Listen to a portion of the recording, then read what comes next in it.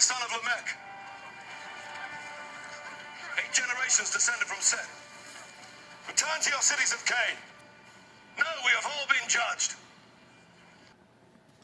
So here we have this story starring the mediocre actor Russell Crowe, trying to depict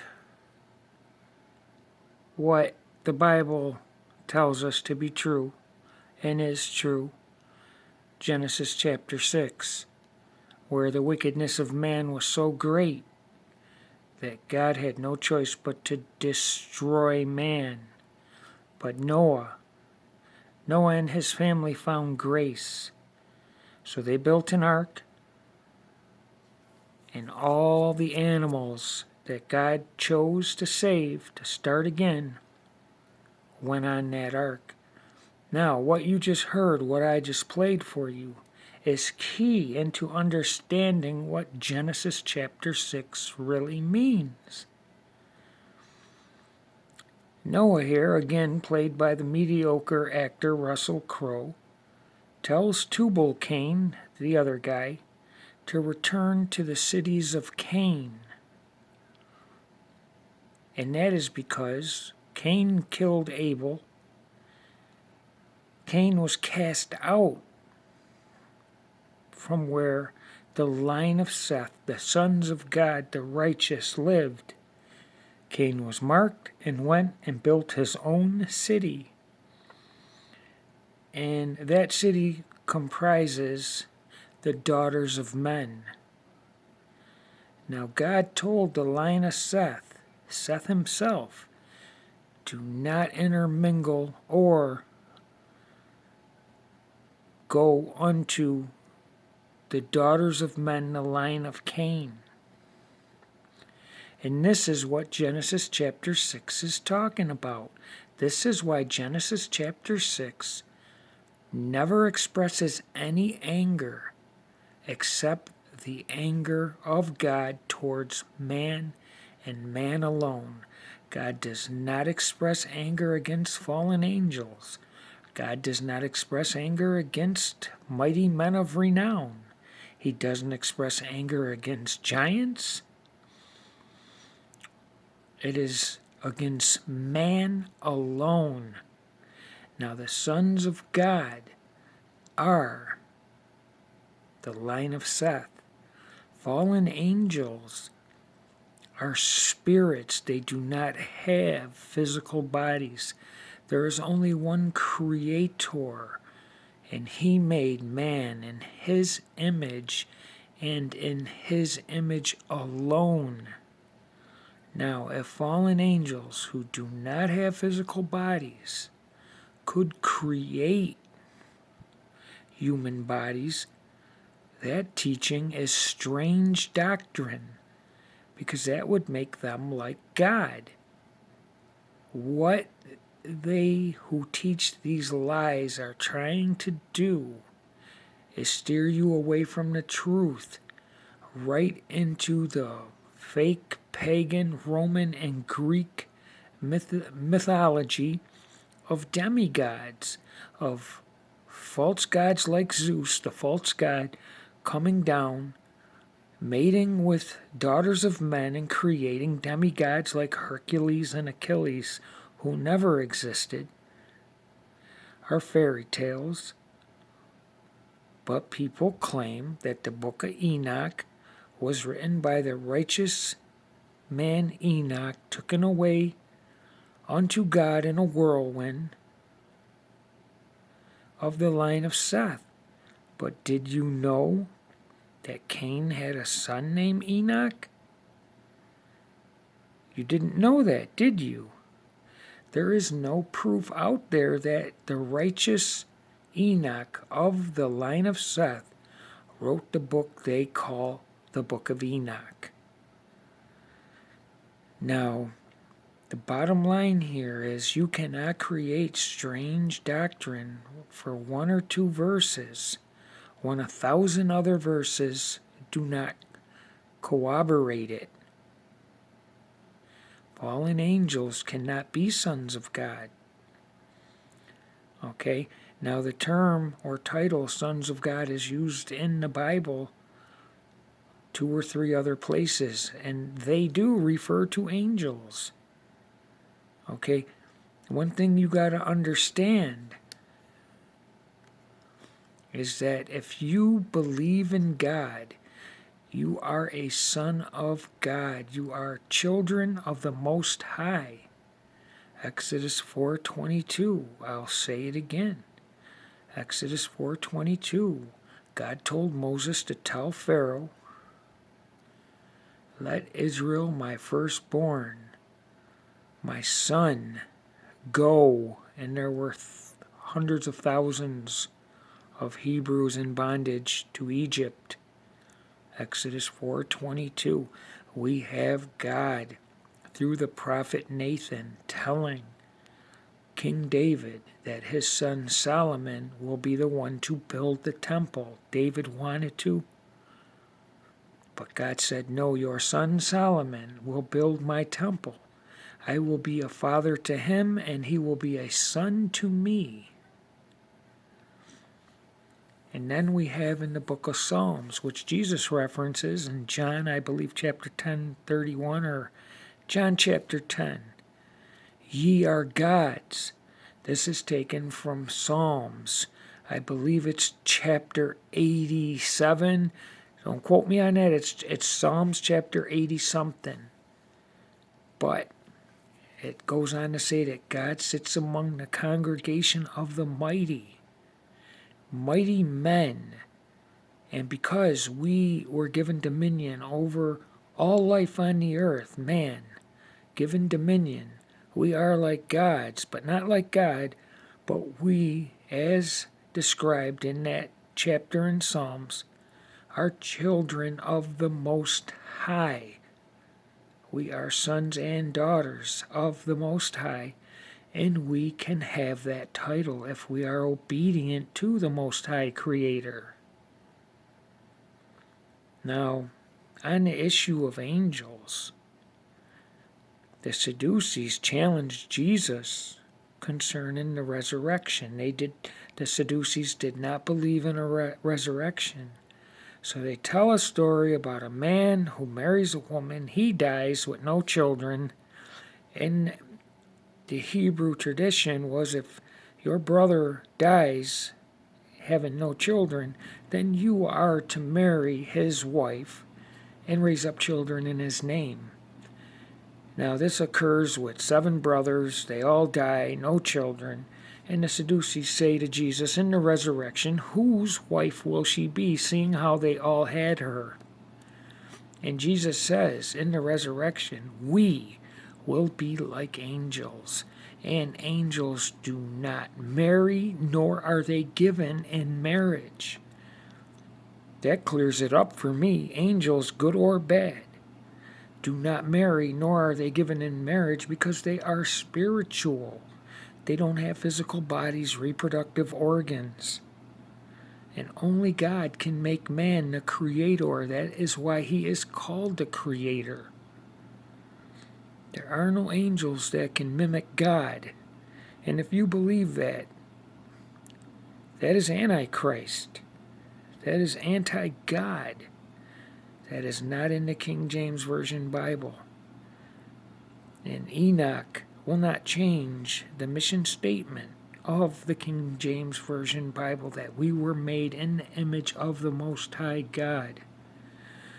Fallen angels do not have the ability to create human bodies, to go in and take for themselves wives. Now the daughters of men are the line of Cain, and the sons of God are the line of Seth. Cain killed Abel and was cast out by God himself. And for this crime, because it was so great, Cain feared for his life. So God marked him so that anyone coming upon him would see that mark and not kill Cain. At least 7 times worse calamity fall upon them. Cain went and built his own city. Cain was accursed for doing what he did. Okay, killing his brother. Those who remained, Seth and his offspring, God told them to stay away from the accursed line of Cain, just like he told Israel every time. Do not intermingle with the surrounding nations, lest they become a snare unto you and corrupt you, which will bring my wrath upon you.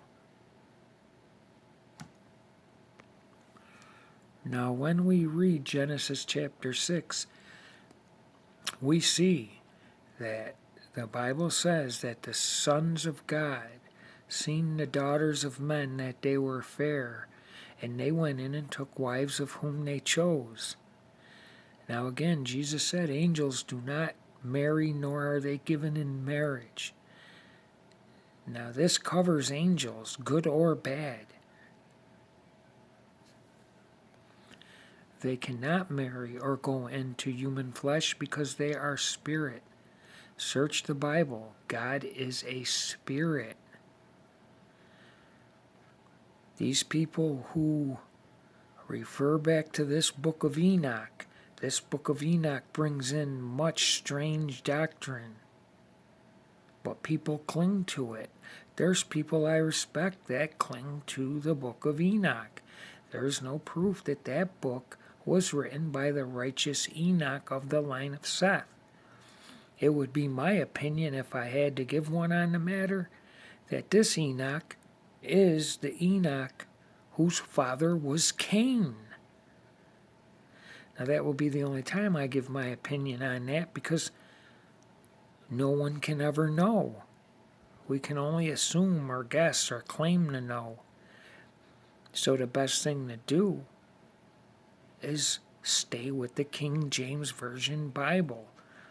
You do not need to create strange doctrine off material that doesn't even exist in the Bible.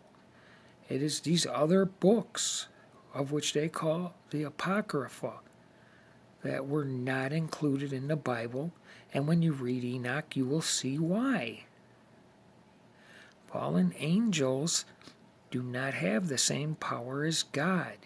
When we read Genesis chapter 6, God destroys the world, and it gives the reason why. That there was only evil in the hearts of men continually. That their hearts were evil. In those days, the line of Seth, these men were living to be almost 1,000 years old. These men were of a far greater stature than we are today. God limits their life to 120 years. So judgment is only going out against man, not fallen angel, not mighty men of renown, and not giants. Moses tells us giants were in the earth in those days. It says the sons of God went in unto the daughters of men, and the result of that were mighty men of renown. Not giants, but mighty men of renown. If you look up the word renowned, it is to respect and to admire, to be famous. The book of Enoch tells us giants, 50 feet tall and taller, were eating men. There is nothing in that material that would make a man admire or respect that. Now the bottom line here, the flood was to cleanse the earth of the evil of men. Noah survived because he found grace. Now if the flood had anything to do with giants, the giants would have been destroyed.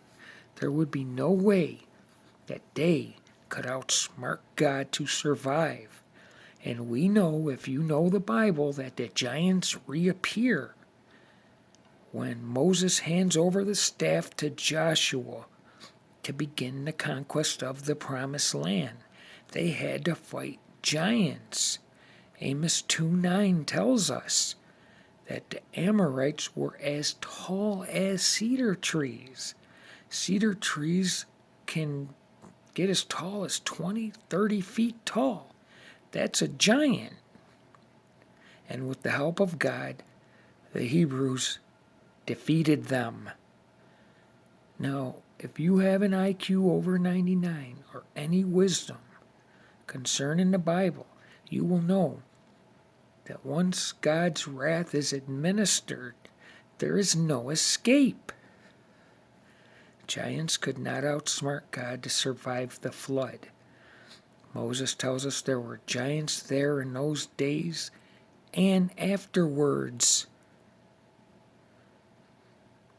Okay?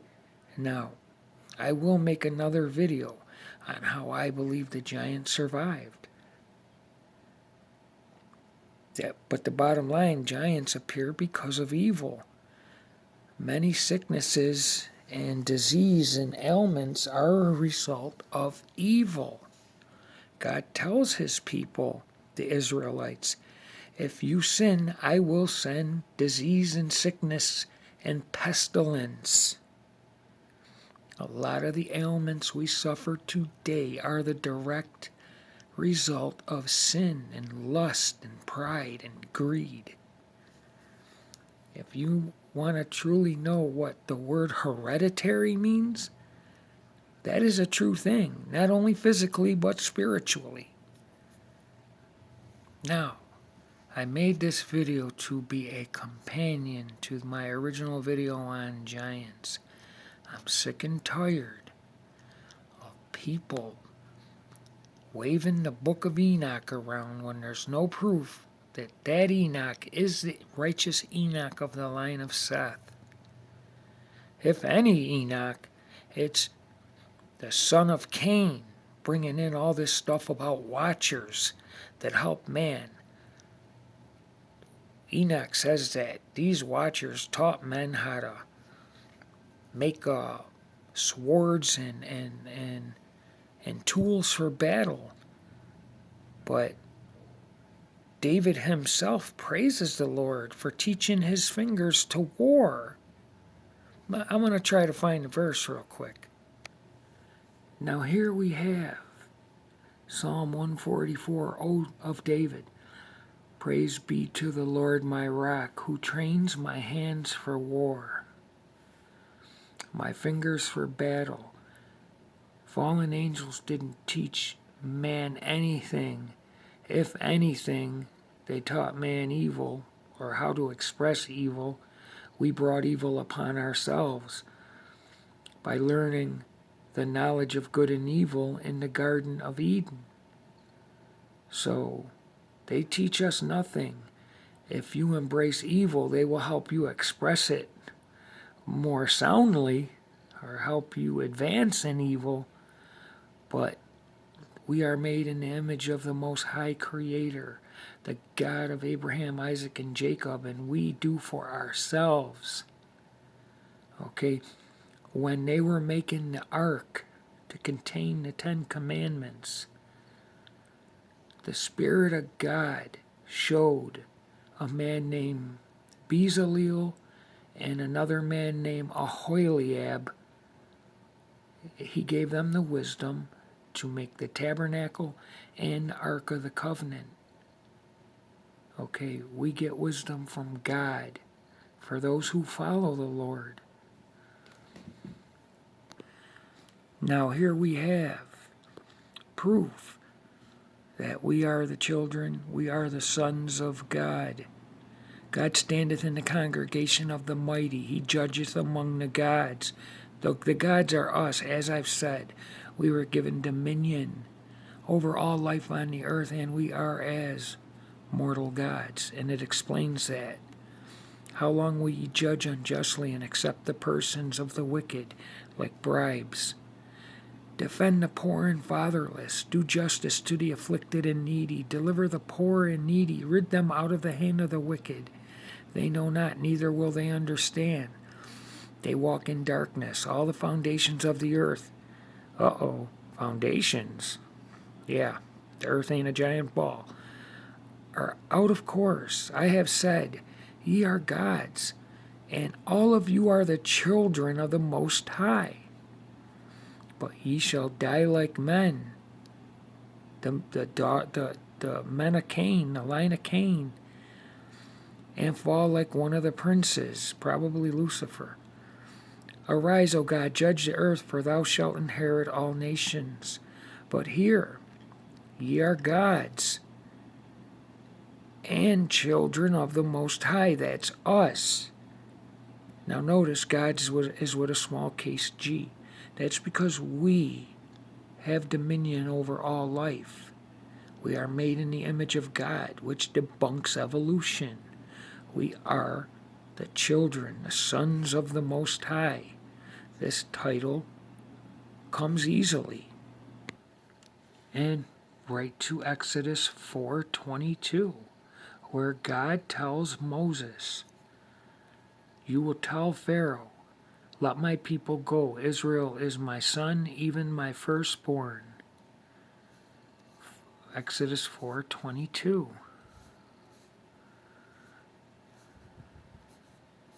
And thou shalt say unto Pharaoh, Thus saith the Lord, Israel is my son, even my firstborn son. Okay? These are titles, okay? Because Jesus was his first begotten. But these are titles, you see? So we are sons of the Most High. We are the sons of God if you believe and obey the Lord. The sons of God are the righteous line of Seth, and the daughters of men are the accursed line of Cain. And Cain was accursed and thrown out of the area around the garden. When Adam and Eve were evicted from the garden, they took up residence near the garden, and they maintained that area. And Cain slew Abel. Cain brought a goofy type of offering before the Lord. This offering was not from his heart. It was probably with many blemishes, and the Lord did not respect Cain's offering. But he did respect Abel's offering because it was from the heart. And Cain was cast out. Evil was found within him before the Lord. And he was accursed by the Lord and thrown out. And Cain went and built his own city. And it is my belief that God told the line of Seth not to intermingle with the line of Cain or the daughters of Cain, the daughters of men.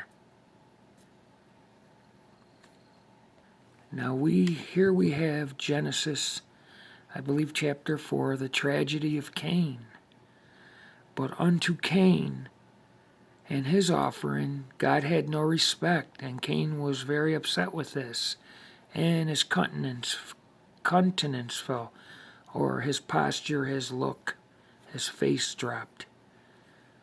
So God asks him, "What's your problem? Why art thou wroth or upset?" And God explains to him, "If thou doest well, shalt thou not be accepted?" That means Cain did not do well because it wasn't accepted. But anyway, it came to pass that Cain talked with his brother Abel, and Cain rose up against Abel and slew him. And the blood of Abel seeps into the ground, and the earth cries unto the Lord. His blood, your brother's blood, crieth unto me from the ground. And now art thou cursed from the earth. Cain is cursed, which hath opened her mouth to receive thy brother's blood from thy hand. When thou tillest the ground, it shall not henceforth yield unto thee in her strength. A fugitive and a vagabond thou shalt be in the earth. And Cain, my punishment is greater than I can bear. Someone will kill me. If they come upon me, findeth me, they shall slay me. And the Lord marks Cain, sets a mark upon Cain. And Cain went out from the presence of the Lord and dwelt in the land of Nod on the east of Eden. So Seth was born unto Adam and Eve to replace Abel. And his offspring, God told them to stay away from the accursed line of Cain.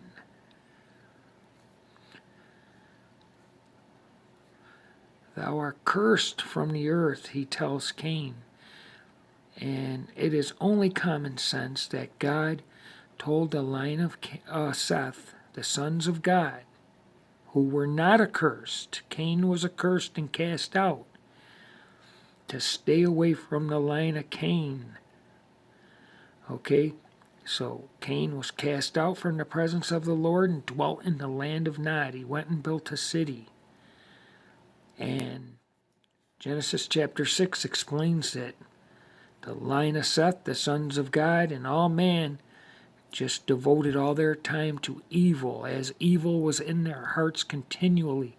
And when the sons of God, the line of Seth, went in unto the daughters of Cain,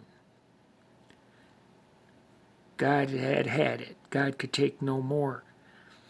And that is why Genesis chapter 6 does not express one iota of anger towards anyone but man. Now, a couple chapters later, after I just showed you Cain was thrown out, he went to dwell in the land of Nod. And it came to pass when men, the line of Cain, began to multiply on the face of the earth, and daughters were born unto them, that the sons of God, this line of Seth, after being told not to intermingle with the accursed line of Cain, saw the daughters of men, that they were fair, and they took them wives, all of which they chose. Fallen angels are spirits. They don't have reproductive organs. And Jesus tells us, I will show you, I'm running out of time, storage, that Jesus says angels do not marry, nor are they given in marriage. The daughters of men are the line of Cain. The sons of God are the line of Seth and his offspring. God told them not to intermingle with the line of Cain. So after the sons of God have kids with the daughters of men, the line of Cain, the Lord answers, My spirit shall not always strive with man, for he is flesh, yet his days shall be 120 years. God limits the lifespan of the line of Seth. They were living to be almost 1,000 years. Maybe Cain and his offspring were too, but after he was accursed, I doubt it. There were giants in the earth in those days. So while this was going on, or this here, the sons of God, the line of Seth, saw the daughters of Cain, the daughters of men, they took wives. That's all they did. They took wives. God is upset. And then it says, before anything goes on between the line of Seth and the daughters of Cain, there were giants in the earth in those days, and after that. And now it says, when the sons of God came in to the daughters of men, they bare children to them. The same became mighty men which were of old, men of renown. These are two different groups. We got the giants, and we got mighty men of renown. So the line of Seth, the sons of God, had children with the daughters of men, the line of Cain, and produced mighty men which were of old, men of renown. Okay? This is not giants. The giants were already there in the earth in those days and after that. And God answers. He's not mad at fallen angels, giants, or even mighty men of renown. And God saw the wickedness of man, not anyone else, but of man, was great in the earth in those days, and every imagination of his heart was evil continually, and it repented the Lord that he made them. So he sent the flood to wipe them out. And if the flood was to wipe out giants produced by fallen angels, that evil would be greater than any evil men could do. And they would have been destroyed, but they appear later. Well, I'm running out of time. I will put the link to my original video on giants underneath this. God bless you all.